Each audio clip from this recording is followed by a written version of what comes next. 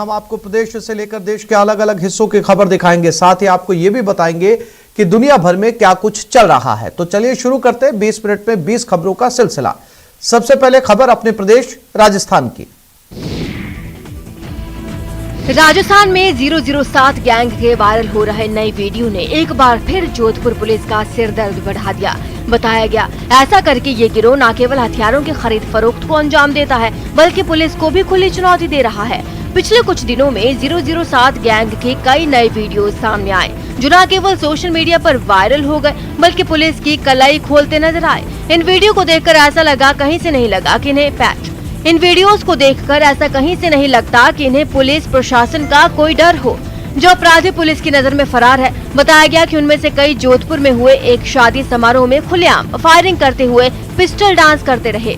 यही नहीं, डांस का ये वीडियो 007 गैंग के सदस्यों ने ही सोशल मीडिया पर डाल दिया। ऐसा ही एक और वीडियो वायरल हुआ जिसमें 007 गैंग के सदस्य दोनों हाथों में पिस्टल लेकर बेखौफ डांस करते दिखे। बताया गया कि वीडियो में नजर आने वाला गैंग का सरगना राजू मांजू ही है, जिसे आप तमंचे पर डिस्को भी कह सकते हैं।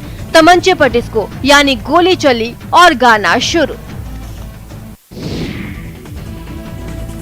घर के दरवाजे पर ताला लगा हुआ है और बाहर सोहन बाई पथराई आंखों से अपने घर को देख रही है।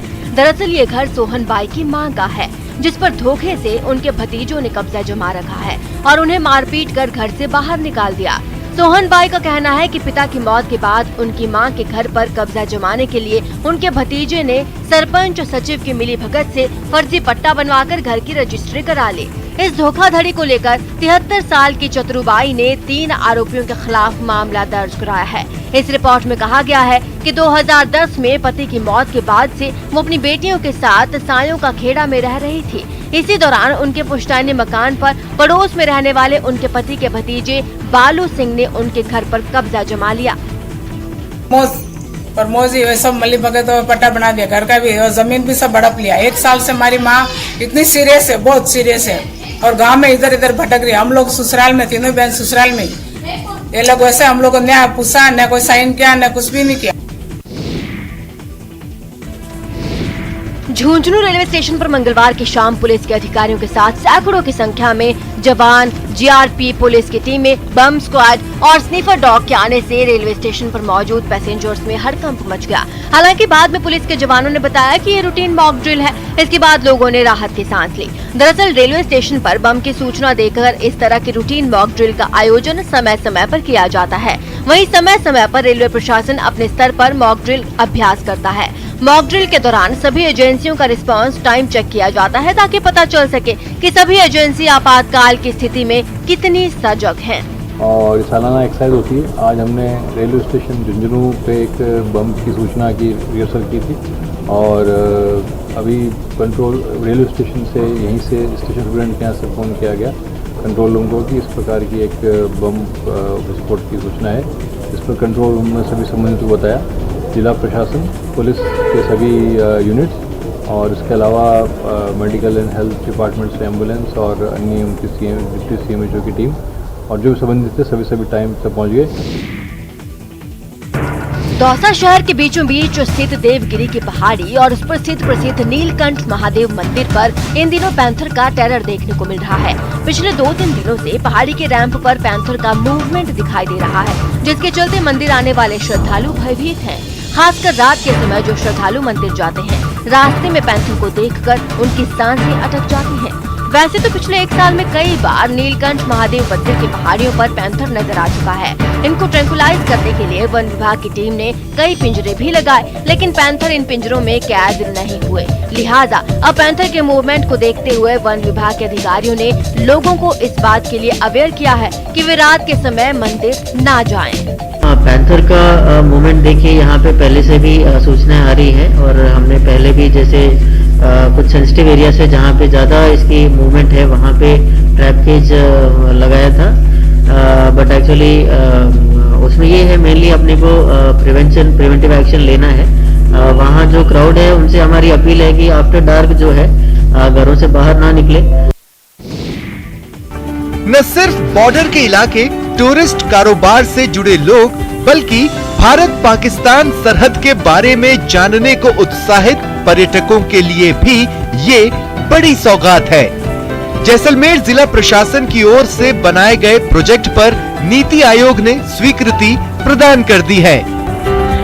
नीति आयोग ने हमें जो उसके वेरियस कॉम्पोनेंट्स थे उसके बारे में चर्चा के लिए प्रेजेंटेशन के माध्यम से मैंने और हमारी पूरी टीम ने मिलकर के एक प्रेजेंटेशन दी थी श्री अमिताभ कांत CEO नीति आयोग के समक्ष, और पूरी एग्जीक्यूटिव कमेटी बैठी थी। जिला प्रशासन ने मरु महोत्सव से पहले इस प्रोजेक्ट को पूरा करने का लक्ष्य रखा है।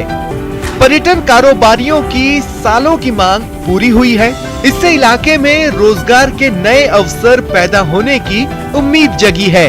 बॉर्डर सीमावर्ती एरिया में जो रहने वाले लोग हैं उनके लिए भी रोजगार के नए साधन उपलब्ध होंगे। और अब देख लेते हैं कुछ अन्य राज्यों की महत्वपूर्ण खबरें। मध्य प्रदेश के उज्जैन में खाद की कमी से परेशान किसानों ने इतना हंगामा किया कि पुलिस को उन पर लाठीचार्ज करना पड़ा। ये घटना 25 नवंबर की बताई जा रही है, जिसका वीडियो अब वायरल हो रहा है। ये सारा बवाल इसलिए हुआ क्योंकि किसान खाद की बोरियां लूटकर भागने लगे, और जैसे ही पुलिस वालों ने देखा कि किसान अपनी पीठ पर खाद की बोरियां लेकर भाग रहे हैं, उन्हें रोकने की कोशिश शुरू हो गई। खाद लूटकर भाग रहे किसानों को रोकने के लिए पुलिस ने उन पर लाठीचार्ज कर दिया और उन्हें दौड़ा कर पीटने लगे।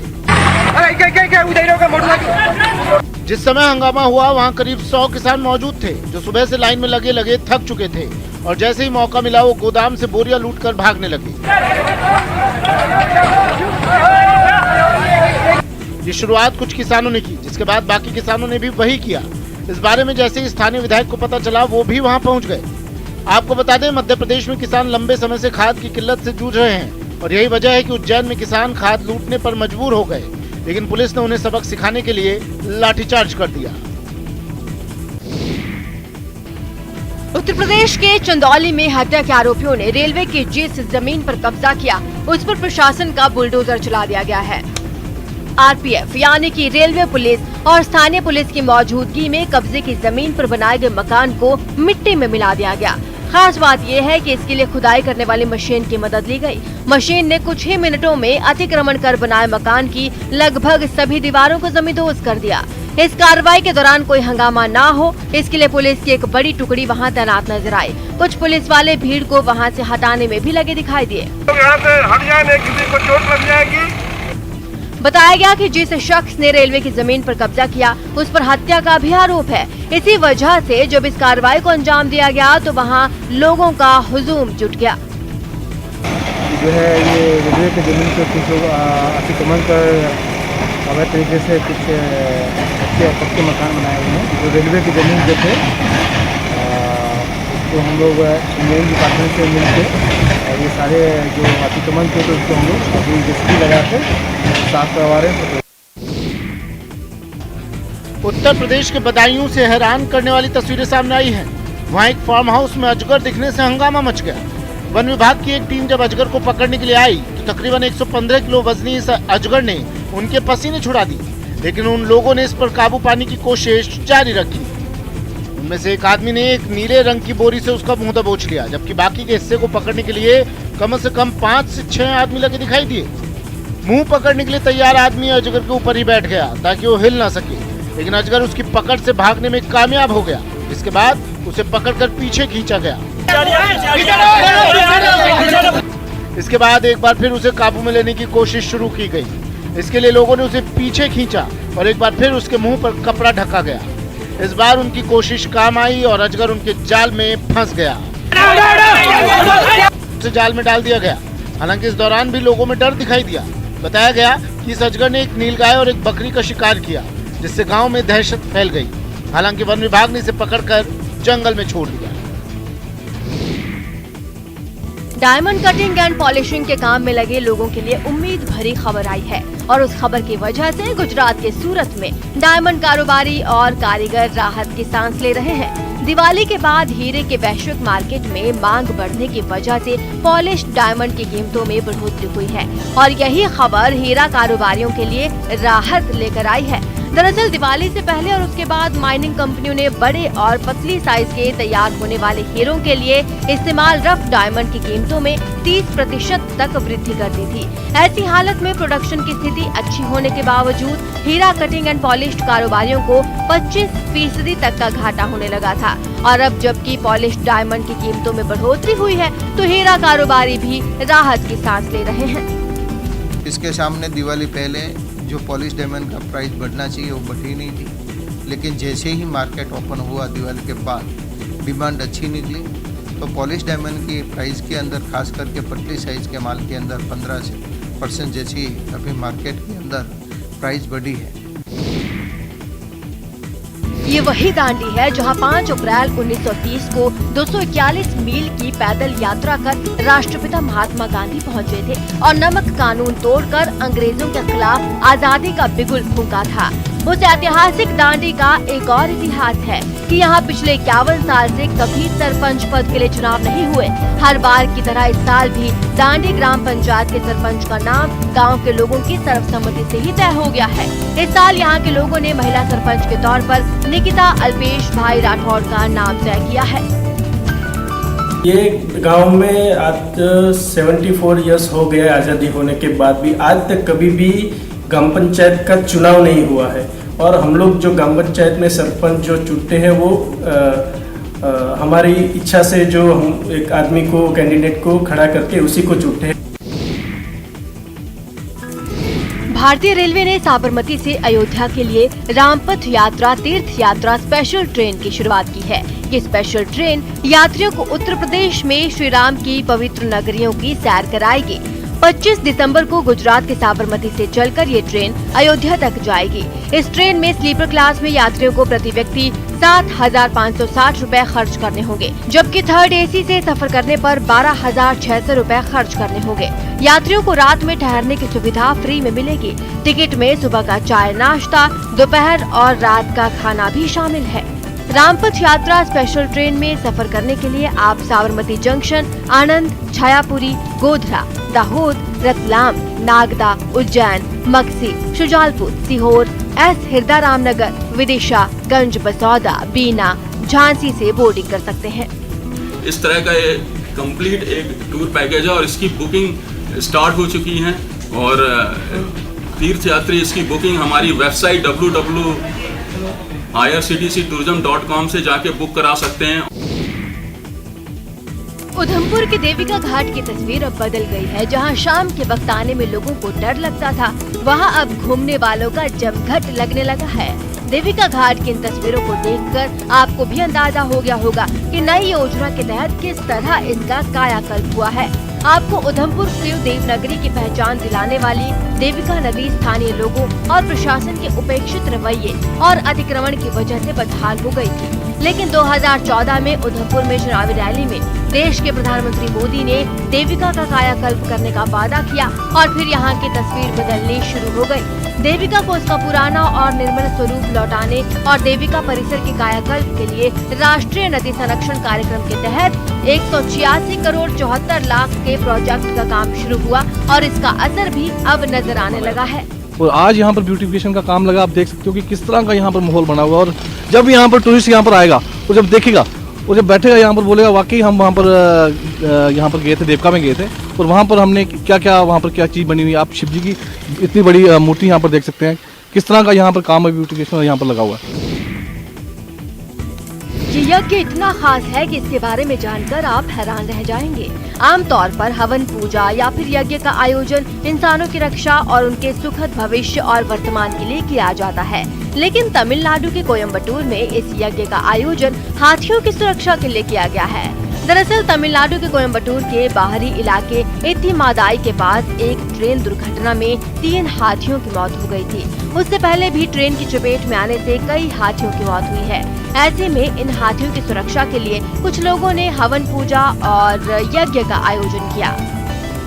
अगले सप्ताह में 3 एलिफेंट मर गया, एक उसके बच्चा जन्म होने वाला था, वही ट्रेन में आके मर गया। 3 एलिफेंट, उसके लिए आज मैंने पूजा किया है। आपको बता दें, रेलवे और वन विभाग ने भी हाथियों की सुरक्षा के लिए कई कदम उठाए हैं।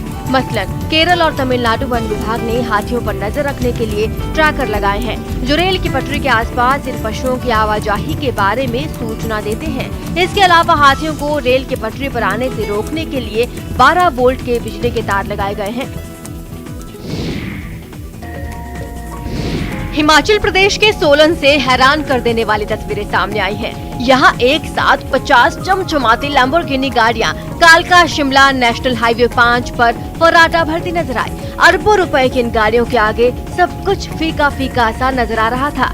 इतनी गाड़ियों को एक साथ देखकर लोग खुशी से झूम उठे और उन्होंने लैम्बोर्गिनी गाड़ियों के साथ खूब सेल्फी ली और फोटोज भी खिंचवाई।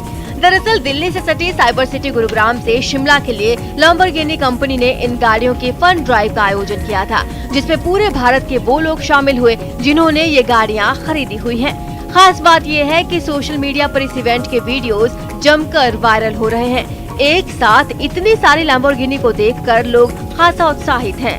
वहीं जो लोग इन गाड़ियों को ड्राइव कर यहाँ तक लेकर आए वे भी काफी खुश हैं। उन सभी की तरफ से बताया गया कि लैम्बोर्गिनी साल में एक बार ये मौका देती है जब यूं फन राइड के लिए जाया जाता है। इस बार सभी ने 400 किलोमीटर का रास्ता तय कर शिमला जाने का मन बनाया और उनकी शानदार गाड़ियों ने वहाँ की सड़कों पर अलग ही माहौल बना दिया।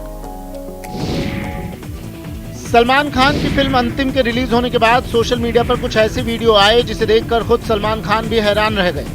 उन्हें ऐसे सनकी लोगों की खबर लेने में कोई कसर नहीं छोड़ी। आपको बता दें कि उनकी फिल्म देखने के लिए सिनेमाघर पहुंचे कुछ लोगों ने थिएटर में ही आतिशबाजी कर डाली थी। इस आतिशबाजी का वीडियो जब सामने आया तो हर कोई हैरान रह गया। ऐसी सनक देखकर तो सलमान का भी सिर घूम गया। इसके अंदर आग वाग लग गई, तो there is no chance of survival, there is no chance of escape. पर्दे पर सलमान का एक्शन चलता रहा और पर्दे के सामने सलमान के सनकी दीवानों का। हॉल के अंदर ऐसी आतिशबाजी होने लगी कि कोई अनार छत से टकराता दिखने लगा तो जलता हुआ पतंगा दर्शकों की तरफ आता साफ दिखने लगा। किसी के साथ भी कोई हादसा हो जाता तो हालात संभाले न संभलते। जो दूसरे लोग भी हैं वहाँ पर, because of you some other people would lose their lives, so that is not okay. साथ में ढोल नगाड़ों का शोर भी ऐसा जैसे कोई त्योहार मनाया जा रहा हो। दूध की इस बर्बादी पर भी सलमान ने अपने चाहने वालों की खबर ली। कोई संस्था के अंदर बच्चों को, गरीबों को, वहां पर जाके दूध पिलाओ। और अब 20 मिनट 20 खबरों में बात कर लेते हैं इंटरनेशनल खबरों की। म्यांमार में ऑंग सान सूची के खिलाफ एक केस में फैसला सुनाए जाने से पहले वहां लोकतंत्र समर्थकों ने सेना के खिलाफ जोरदार प्रदर्शन किया और इस दौरान अदालत ने भी सजा नहीं सुनाई और अपना फैसला भी टाल दिया। यहाँ सबसे पहले यंगोन शहर में मुट्ठी भर प्रदर्शनकारियों ने हिम्मत दिखाई और गला फाड़ नारेबाजी करके सेना के शासन को चुनौती दी। प्रदर्शन के दौरान एक शख्स का मुखौटे से मुंह ढका नजर आया। प्रदर्शनकारियों ने लोकतंत्र का प्रतीक बन चुका 3 उंगलियों का सलाम दिखाकर अपने इरादे भी जता दिए। इसके बाद उन्होंने अपनी सेना के चीफ की तस्वीरों को टायरों के ऊपर रखकर उन पर आग लगा दी। ट्रैफिक के बीच से गुजरते लोग बेहद जल्दी में दिखे। महज 1 मिनट में प्रदर्शन करके वो चले भी गए। आपको बता दें कि म्यांमार की सबसे बड़ी नेता ऑंग सान सूची को वहां की सेना ने 10 महीने पहले तख्ता पलट करने के साथ ही गिरफ्तार कर लिया था। अफ्रीकी देश नाइजर में फ्रांस की सेना के काफिले पर लोगों ने हमला कर दिया। असल में आतंकवाद को खत्म करने के लिए फ्रांस की सेना अफ्रीका में ऑपरेशन चला रही है। ऐसे में वहां अपने जवानों को जरूरी सामान पहुंचाने के लिए उसका काफिला नाइजर से उसके पड़ोसी देश माली जा रहा था, लेकिन अपने यहाँ फ्रांस की फौज की तैनाती से आग बबूला लगभग 1000 प्रदर्शनकारियों ने नाइजर में उसके काफिले का रास्ता रोक दिया। देखते ही देखते उनकी हिम्मत इतनी बढ़ गई कि उन्होंने काफिले के ट्रकों पर धावा ही बोल दिया। पहले तो फ्रांस की फौज के ट्रकों पर दनादन डंडे बरसे, फिर हुई पत्थरों की बारिश। गाड़ियों पर हमले के निशान भी साफ साफ नजर आए। इसके बाद तो फ्रांस की सेना ने भी बाजुएं चढ़ा ली और आसमान में हवाई जहाज मंडराने लगे। यहाँ तक कि प्रदर्शनकारियों को खदेड़ने के लिए फ्रांस के जवानों ने फायरिंग तक शुरू कर दी। नतीजा ये हुआ कि 2 लोगों की मौत हो गई और करीब 20 लोग घायल हो गए। सुबह सुबह शुरू हुआ ये बवाल दिन चढ़ने तक जारी रहा। हालांकि फ्रांस की सेना आगे बढ़ने में कामयाब हो ही गई। आपको बता दें कि फ्रांस की फौज का काफिला अपने जवानों को जरूरी सामान पहुंचाने के लिए पिछले हफ्ते आइवरी कोस्ट से अफ्रीका में घुसा था। दक्षिण अमेरिका के देश बोलिविया में सत्ताधारी पार्टी का पिछले हफ्ते शुरू हुआ मार्च अलग अलग इलाकों से होते हुए राजधानी ला पास पहुंचकर खत्म हो गया। बोलीविया में इन दिनों अजीब राजनीतिक उथल पुथल मची हुई है।